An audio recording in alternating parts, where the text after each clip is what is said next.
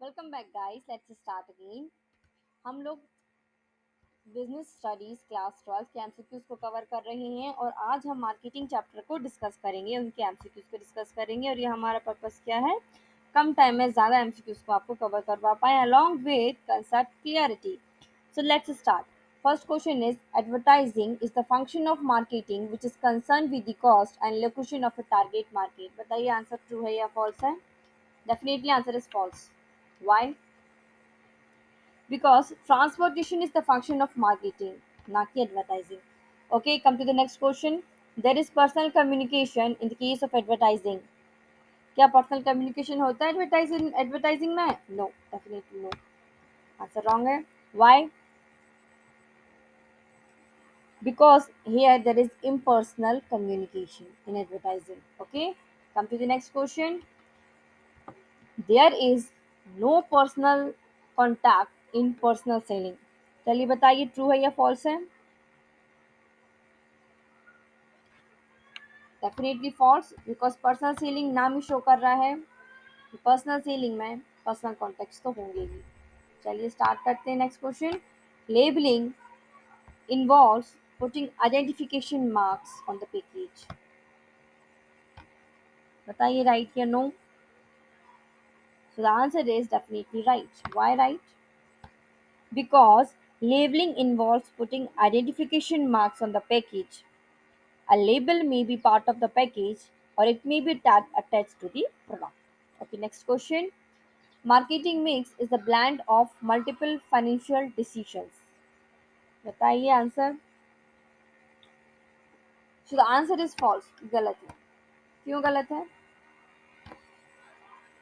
Since marketing mix is a blend of product, price, physical distribution and promotion decision. Okay, now our last question number 6.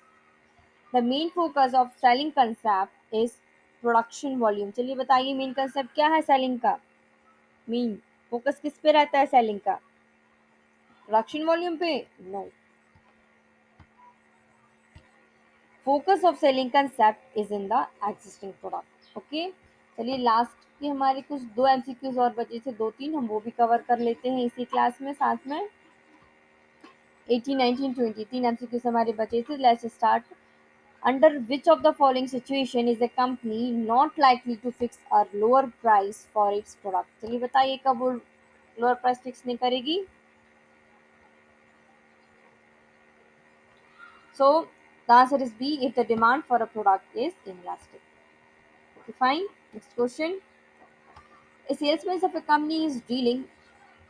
अच्छा, सबसे पहले हम देख लेते हैं बड़ा क्वेश्चन जब भी आए तो आप ये देख लीजिए हमें आइडेंटिफाई करना क्या है, हमें फाइंड क्या करना है। अगर बड़ा क्वेश्चन में आप ये फाइंड कर लेंगे तो आप किस कंटेक्स्ट में आपको क्वेश्चन पढ़ना है ये आपको समझ में आ जाएगा। ठीक है, तो क्या आइडेंटिफाई करना है हमको? The cost being prescribe. तो हमें किस टाइप की कॉस्ट को यहाँ डिस्क्राइब करी गई है ये बताया गया है, तो हम कॉस्ट के कंटेक्स्ट में इस क्वेश्चन को पढ़ेंगे।